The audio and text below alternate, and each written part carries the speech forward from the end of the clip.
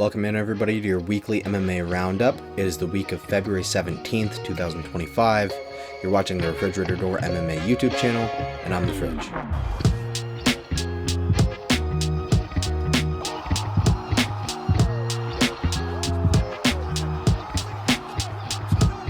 This week, we've got Jon Jones news, a UFC 312 recap, potential case of UFC nepotism, UFC Fight Night Seattle information and discussion, mostly about Henry Cejudo, some discussion surrounding the state of the middleweight division, which, as you might know, maybe isn't pretty, the impending end of Alex Pereira's title reign might also be something that we have to talk about. So stick around, find out, let's have a good time today.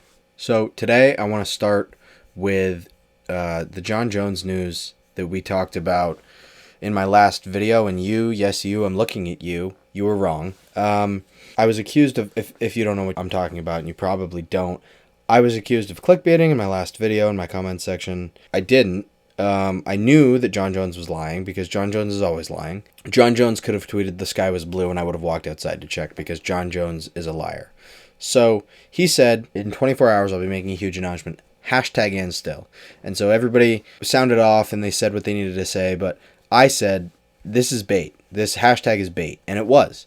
And so the tweet he made 24 hours from then, 2:26 p.m. on February 6th, he tweeted this at 3:06 p.m. February 5th, so in a little bit under 24 hours, he took a sponsorship from Power to the Patients, which, you know, I think is a decent movement. I think that's cool and it's great, and I think Power should go to the Patients.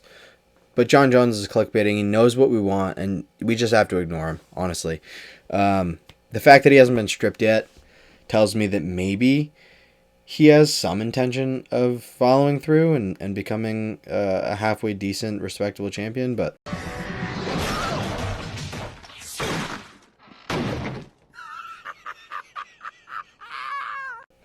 I don't know. Maybe he'll fight Tom Aspinall, maybe he won't, but that's neither here nor there, so let's move on to the next topic. Our next topic for discussion is UFC 312. So I made predictions for UFC 312, and with the exception of this draw, I believe I got the entire main card right, so I went 4 for 4, I'll call it, because I'm just going to pretend the draw didn't happen. Nobody's ever going to predict a draw. That's not my fault. And you know what? Jimmy Crute failed me because, first of all, this is his second draw in his career. But he could have just taken like a single round the rest of the fight, or like made one close enough to where one judge, whatever, doesn't matter. So he failed me, but I predicted a first round knockout. It was 30 seconds for this one. I predicted Jake Matthews to win. And then Zhang Weili, I just thought that the wrestling from Tatiana Suarez wouldn't be as big of a factor as a lot of people thought, as the odds thought. I was right. I know that she came off a big layoff. She had, had a lot of medical issues, and so I'm happy to see her back in the octagon. She looked fine, but Zhang Weili definitely won that fight. In my opinion, I don't think it was controversial. Maybe it was, but not to me. And then Dricus, basically 50-45 Sean Strickland. I was one of the people after the first fight on the night of, I sort of thought that it was a robbery, maybe.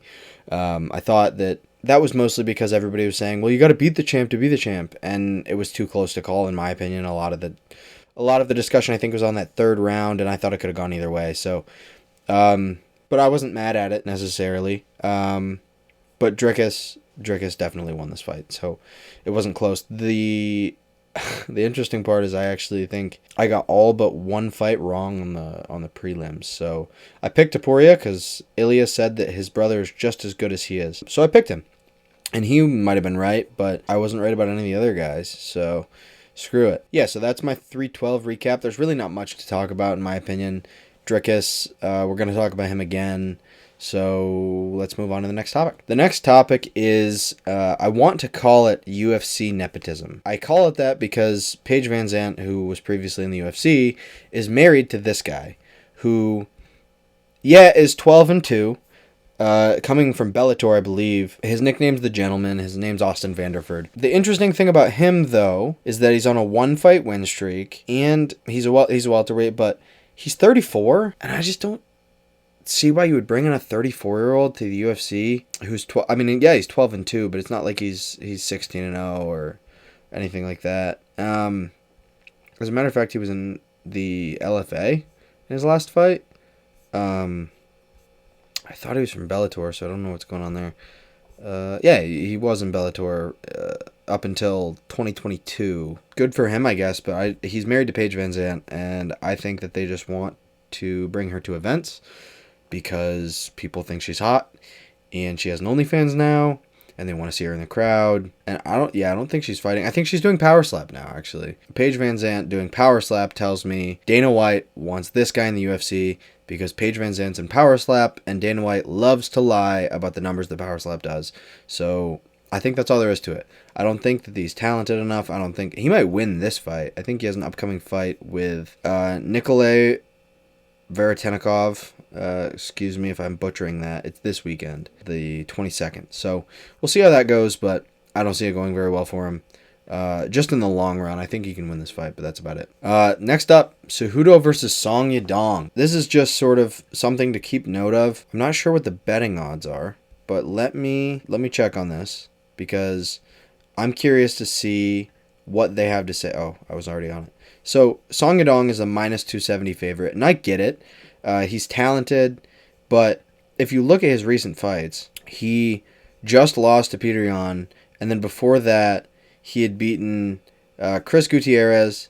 He doesn't have top level wins like Cejudo does. I mean, I know that Cejudo got ragdolled by Merab, but that doesn't mean that he didn't take Aljamain Sterling into a close fight.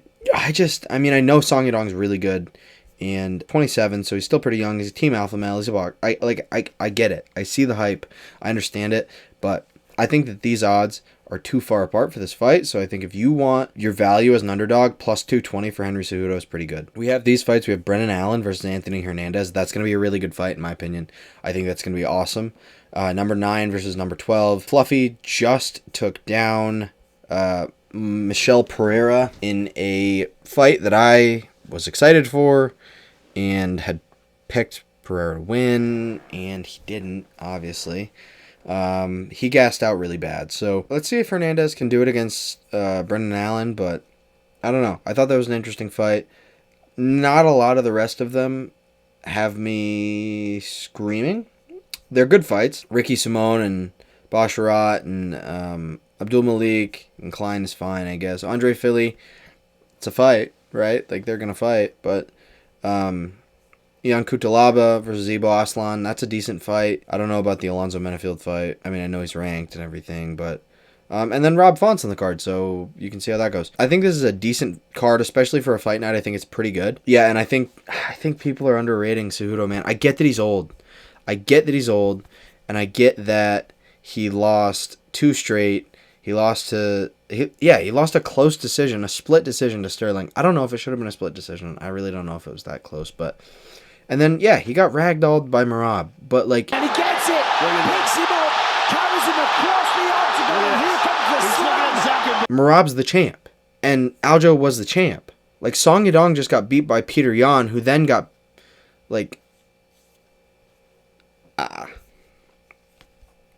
I know it's MMA math, I get it, but I know Peter Yan looks good because of, his last loss was to Merab also. I don't know. He also lost to Sterling twice. First time was DQ, but he beat him. I don't know. It'll be close, I think. I think Song Yadong's good, but 21-8-1 with 1 no contest. I'm not crazy about him. I know Cejudo's not fast like he used to be. He's not the guy that fought Dillashaw, but I think he can get it done. I don't know. It comes down to Song Yadong's takedown defense, probably. Cejudo's boxing's good enough, so I don't know. We'll see how it goes. Without further ado, let's move on. Let's talk about Sean Strickland. There was some drama with him and his coach, Eric Nixick, this last week after he lost to Dricus. And Eric Nixick, so he's the head coach at Extreme Couture. So he's Sean Strickland's head coach. He's in his corner. You guys know who he is. He gave Strickland some shit. So he went on Ariel Helwani's show like a snake. I'll call it how it is. Eric Nixick is a fucking snake. And he went on Ariel Helwani's podcast, whatever you want to call it. And he said it was an uninspired fighting to me. It was just uninspired fighting to me. It seemed like he was sleepwalking.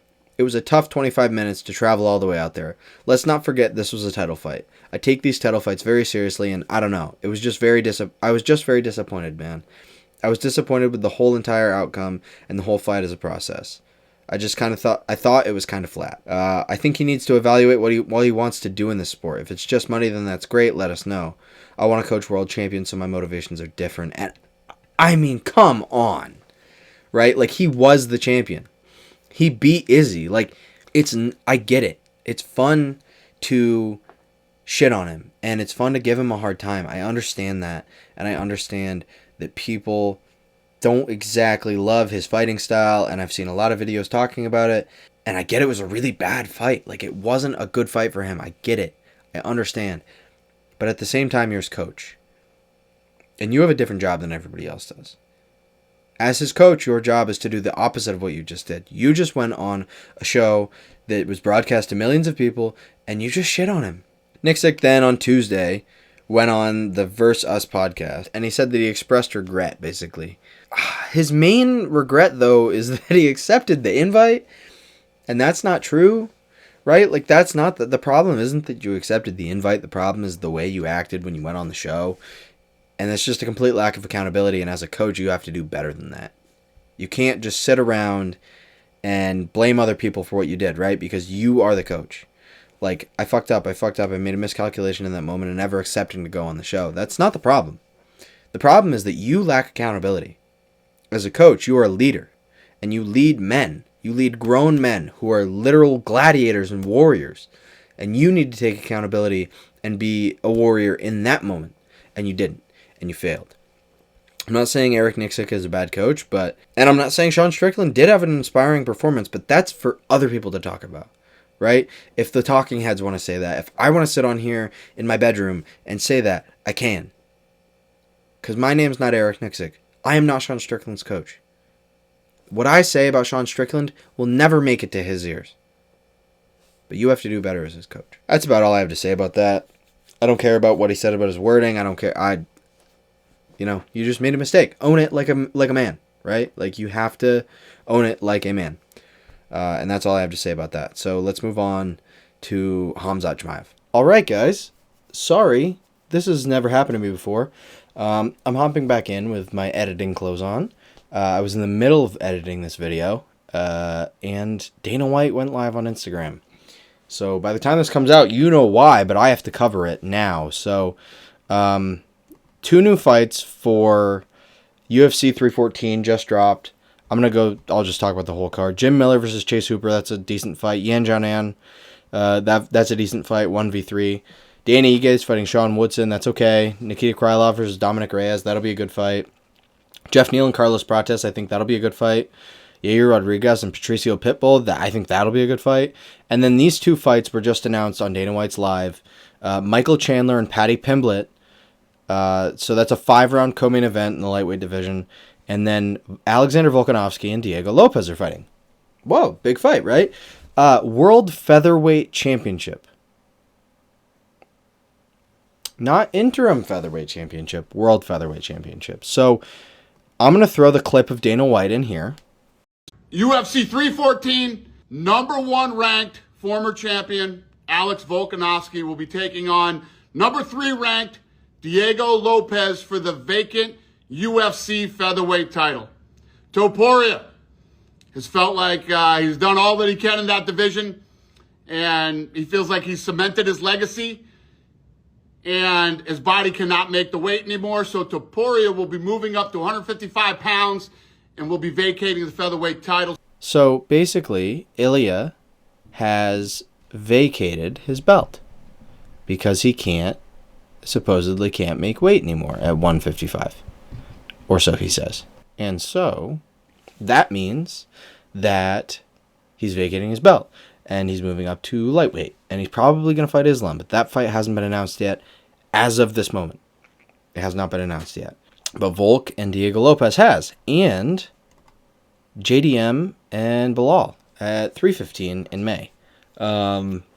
So huge fights announced. I just had to talk about those. I'll break them down, especially the Volk one. I'm really excited for that. To see my boy get another crack at the title. Me and Flukas Glazy will be super excited. I think Shavkat's hurt, by the way. Otherwise, JDM wouldn't be fighting for the title, but I'm happy for JDM too. He deserves it. Yeah, so with that said, I'll let you get back to the video, but sound off in the comments. Let me know what you think about the Volk fight, first and foremost. That's the one I care about most. And then, what do you think is going on with Shavkat? What do you think the implications of the Chandler and Pimblett fight are? So, and Edwards and Brady apparently is happening now too, but I don't care so much about that. Leon Edwards is boring. So, anyway, all right, let me know what you think and get back to the video. So, Khamzat Chimaev went on Twitter 2 days ago. At 11:20 p.m. So really, it was like closer to. I mean, it was close to 2 days ago, 3 days ago, I guess. I don't know where he's at, where he's posting from, but good morning, Dricus du Plessis. So I think it's pretty obvious at this point. Everybody knows that the fight to make is Khamzat and Dricus, because Dricus basically did Sean Strickland so dirty that he just completely wiped him out of the title picture forever. You've got Khamzat, and if you want to pull up the rankings, Nasruddin Imavov, who. Can we talk about the rankings for a second? Detour alert. Nasruddin Imavov beat Israel Adesanya, who I think was previously number one. He lost, so he should, in nature, move down. I think Imavov was 4 and Adesanya was 1. And so when you beat somebody, traditionally you do take their spot. The only problem is that Khamzat sent Whitaker to the dentist within 5 minutes. And Whitaker's been 1, 2, 3, somewhere in there in the division for the better part of the last 5+ years. And so, I don't know. I know the rankings don't mean enough to where I should care, but they mean something, and somebody's got to fix them, because Nasruddin Imavov doesn't deserve the next title shot. It's Khamzat, and I think he'll get it. And this is why. So, Dricus responds and basically just makes fun of the way Khamzat looks, which is fine. He is ugly. Dricus wants the fight, and you know he does. You can see that he does. Dricus wants to take his O, right? He also, this is a pretty well created. AI is getting good, and it's a little bit scary, but Dricus reposted this, and you know that Dricus wants that fight. Like, it's pretty clear Dricus wants the fight. He's gonna take it if it's offered to him, and I just think it's pretty obvious that he's gonna fight, and I think Khamzat wins. I love Dricus to death. But I think Khamzat probably beats him, and I think Khamzat. This is all provided that Khamzat stays healthy long enough to fight him, and I think that's a big if. And I think that we can worry about that when the fight's announced, and we can worry about that in the weeks leading up to the fight. But until then, I mean, yeah, it's fun banter on Twitter. It's fun to talk about, but it's basically nothing. Let's move on to our last topic, and this is the big one for me. I think that Alex Pereira's time might be coming to an end. So, MMA Junkie posted that quote from Daniel Cormier, and it said, "This dude, Pereira, was seen in Australia last week, and he was shaking the hand of Drake as Drake went on stage for his concert. He needs to get home and make sure he's locked in, because he does have the hardest fight of his title reign to this point." And so, I mean, I don't disagree. I think that Ankalaev is a tough fight. I don't think he's a considerably tougher fight than was Yuri either time. I think Yuri is dangerous. I think that Yuri might be more dangerous. I think Magomed might be a tougher fight. I guess I should put it that way. So I think the important thing to consider, though, with what Daniel Cormier is saying, I mean, yeah, if it's all true and if it's the way he's spinning it, this is a concern. This is something we need to worry about. And by we, I mean anybody who wants Alex Pereira to win. It might not be as big a deal as Daniel Cormier is making it be. We don't know where he's training. We don't know what he's doing. We don't know. I mean, I saw a video earlier of him training with Dylan Dennis, right? Like, he is training. He's training with idiots and losers and nobodies. But he's training. It doesn't really matter where he is, in my opinion. He's training. So, I don't know. I mean, I think it is maybe time to accept that his title reign probably is coming to an end. And I say that because of how old he is. He's not young anymore. He's getting to that age in MMA where I get Glover did it into his mid-40s, but he's 37. He'll be 38 in July. I mean, yeah, he can move up to heavyweight and give his chin some more time. I know that he cuts a lot. He's like 250 probably walking around. I don't know. I think it's important to consider that he's as old as he is. He just can't do it forever, guys. Magomed's a lot younger. I just think that it's time. So, without further ado, this is going to end it for today. Let me know in the comments if you like this type of video. If you enjoyed the recap, so you don't have to go through the media all week and worry about all the shenanigans that everybody's talking about. I'll sort through it for you and only bring you the most important stuff and sort of explain stuff and whether or not it matters and all that good stuff. So without further ado, leave a like, comment, subscribe if you enjoyed the video. If not, feel free to block me or dislike or whatever. So yeah, it's been The Fridge, and I'm out. Peace.